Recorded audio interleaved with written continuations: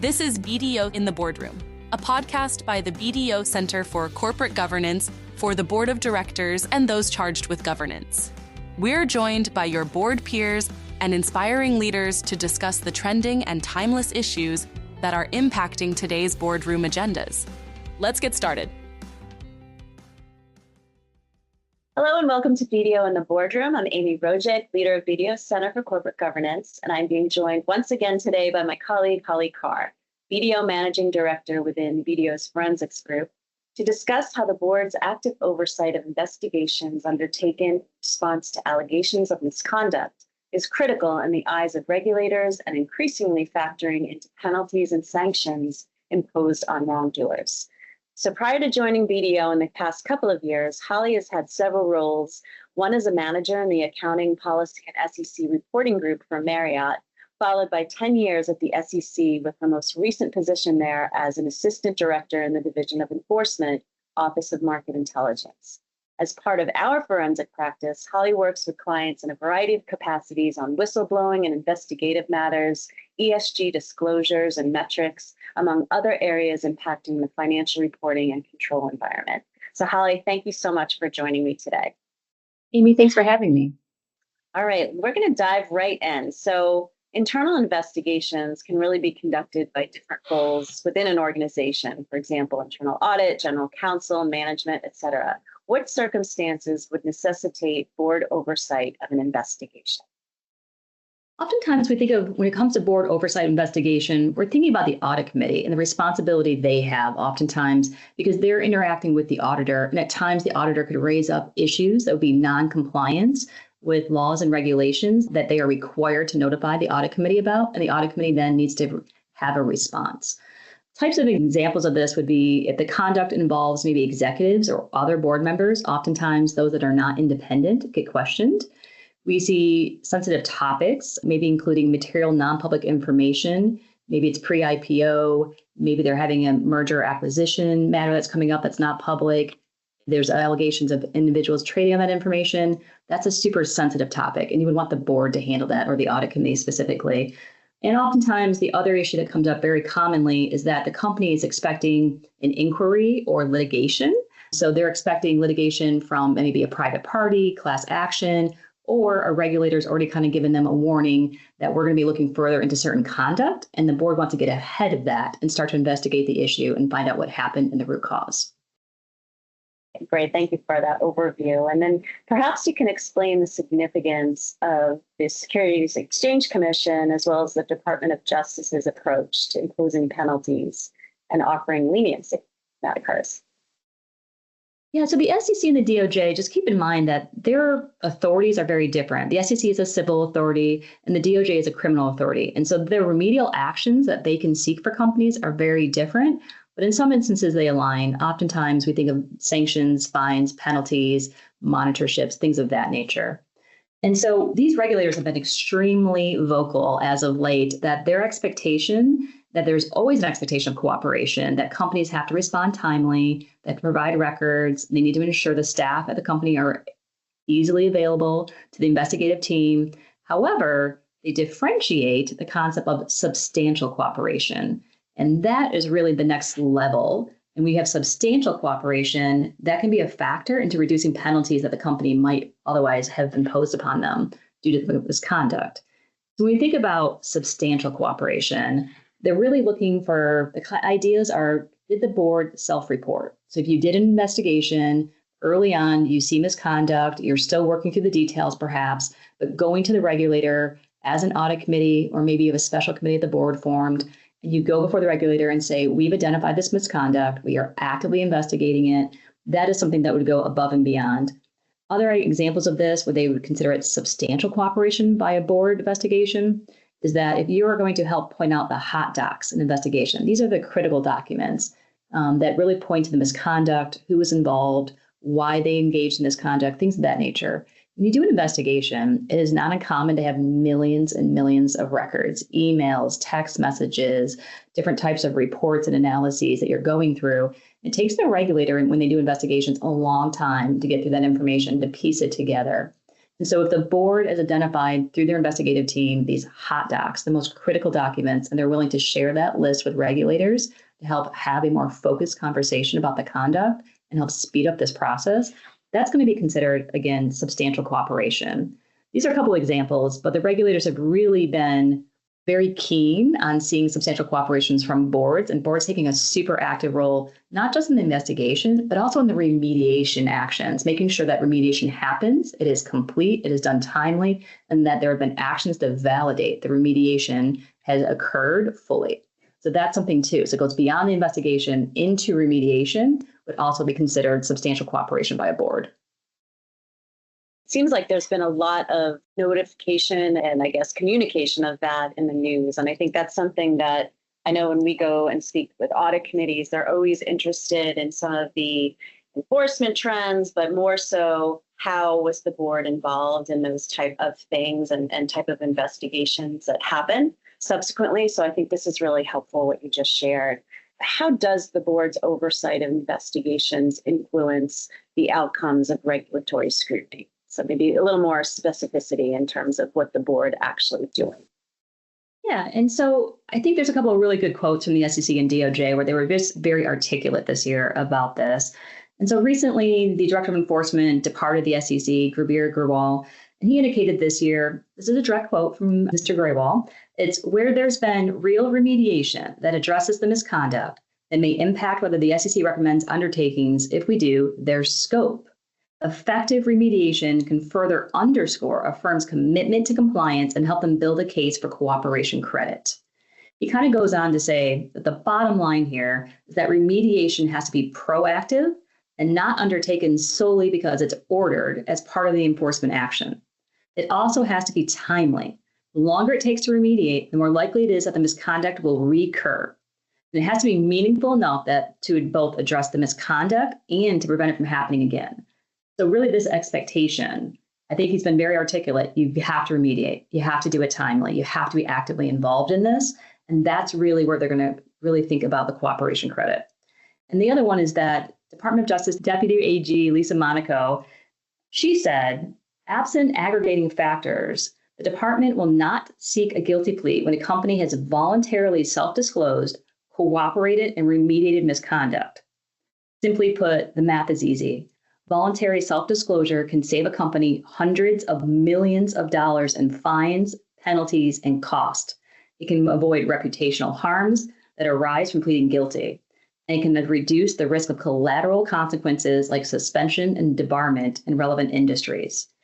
So when you think about the board and their responsibility, Amy, obviously you want the company to be best positioned to be successful in the long run and to recover from investigation by the DOJ or the SEC. And if this level of cooperation and engagement by the board saves you millions, avoids a guilty plea with the Department of Justice, allows the company to continue operating in highly regulated industries, those are all wins. And that's, I think, the critical part for the board to be thinking about and how they would be all the benefits that would come from their activity and investigation, leading it, making sure it's independent, and taking it all the way through remediation. Right. And I'm thinking from the way you're analyzing this, it's not just millions of dollars in fines and penalties. It's truly capturing the broader scope of reputational damage, right? The loss of customers, the loss of credibility within the industry type of thing. So I appreciate those comments. So maybe what are some of the key elements that boards should include in their procedures to effectively identify and investigate misconduct within their organizations? So what we'd like to see, and I think what's most beneficial for boards, is having existing protocols through which these critical types of allegations can get raised to the board level. You don't want allegations brewing at the staff level within the company, and there's no mechanism to get it elevated to the board so the board knows when they need to react. They know when they need to engage outside counsel. So you got to make sure you have those communication protocols of information getting to the board. Are you talking to your critical internal gatekeepers, the head of compliance, the head of internal audit? What are they seeing? Are you getting debriefed on the allegations going through your hotline at your company? Are any of those going to be more of a material nature and they need to be raised up to the board and an independent investigation is going to be needed? I think those are all some just really critical items, but also the board's aware of really unusual activity or special activity that companies engaged in, whether it's a merger and acquisition, whether it's going to be the regulatory inquiries, things of that nature. The board has insight. And so those types of activities oftentimes are a little bit riskier. It's a riskier time that misconduct could occur, and there's the window for that. So be thinking about, what are the risks that the company is engaging in right now? What are the additional activities that are maybe atypical to what a normal year looks like? And are there any additional considerations we need to have in place around those? Do we want to talk to additional internal gatekeepers? Do we want internal audit to be maybe performing additional procedures on a company that we just acquired and maybe their controls aren't as strong or they're engaged in misconduct? Those are things to be thinking about. But also the other idea is that the board should be prepared for these types of allegations to rise up to them and be able to react. And so in that kind of vein, think about, in this instance, who would lead the investigation? Would it be a special committee that you would form of independent directors? Would the audit committee be responsible for overseeing this? Would you be using your general counsel in-house? Do you have external counsel that you would want to bring in? Who are these folks that you would need to talk to? And do you have regular access to them that you could quickly engage them to react to something that's raised up to the board? I think a couple other things that I think about, Amy, here is that you're going to need cooperation between, if you have a special committee or you have an audit committee, however you structure this, you're going to still need that coordination and communication between the full board and other committees in certain situations. So, for example, you identify a bad actor that's an executive during your investigation. You don't want their compensation committee to be structuring a great bonus for this individual when you're aware of a fact pattern that would really indicate that maybe this person no longer needs to be with the company, and they really should be thinking about a departure or exit package versus a bonus compensation package. So you're going to need some coordination, and it's really important that you have your general counsel or your external counsel help you navigate this, because you want to maintain privilege during investigation as well. So those are some things that the board needs to be prepared for ahead of time. Yeah, and I would say similarly along that line of vein, the last comment you were making is having those procedures and policies in place beforehand. I mean, we spent a lot of time this past 2 years looking at clawback policies, right, for financial reporting, restatements, and other aspects of that. So that's kind of goes hand in hand, I believe. What steps should the board take once misconduct is identified to ensure that appropriate remedial actions are occurring timely? I think that setting up an independent investigation is absolutely crucial. You need that independence to have credibility with your regulators.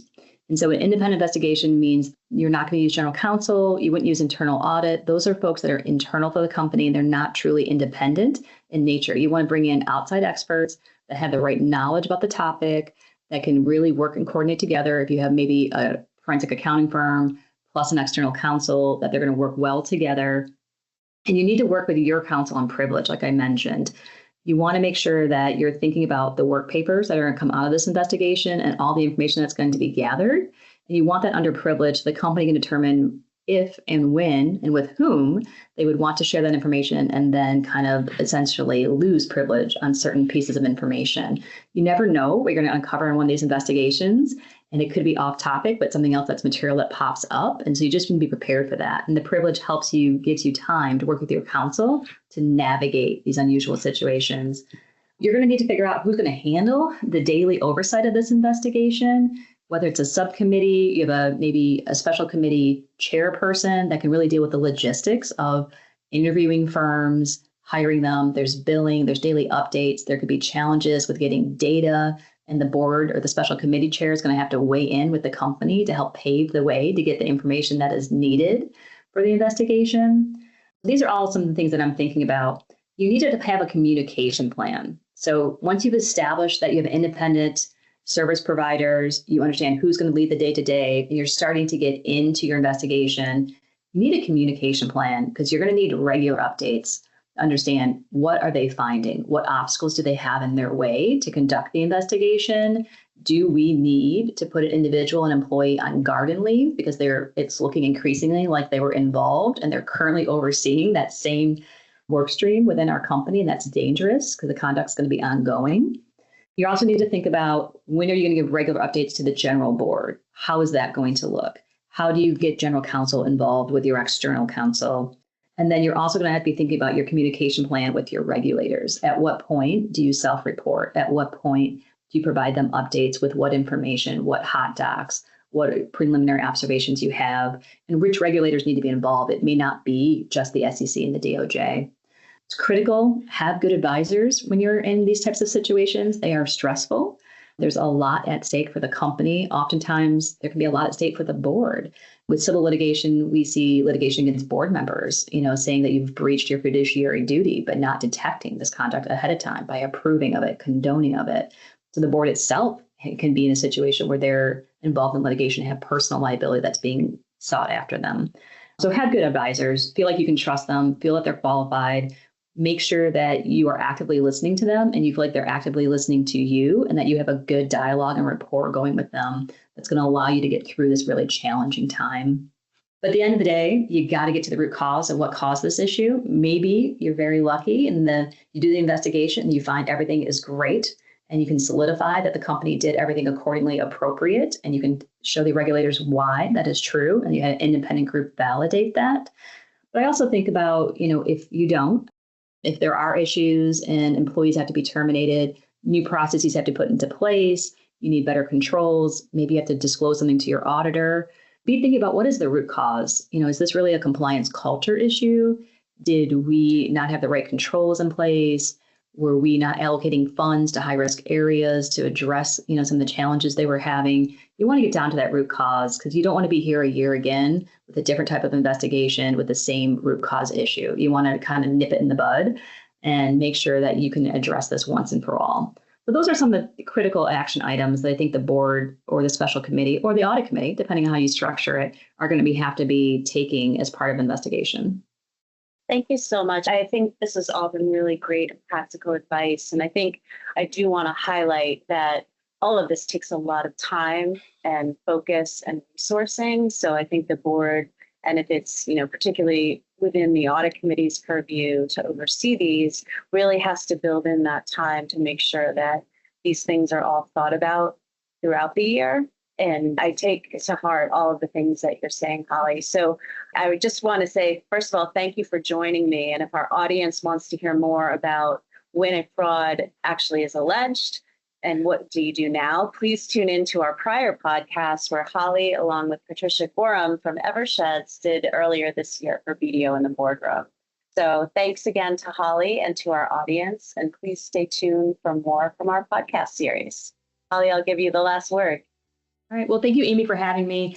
And I just want boards to know that their role is so critical and the regulators view them as critical, and it can really have such a beneficial outcome to speeding up an investigation and reducing any penalties. So critical role for board members here, and we're here to help if you need us.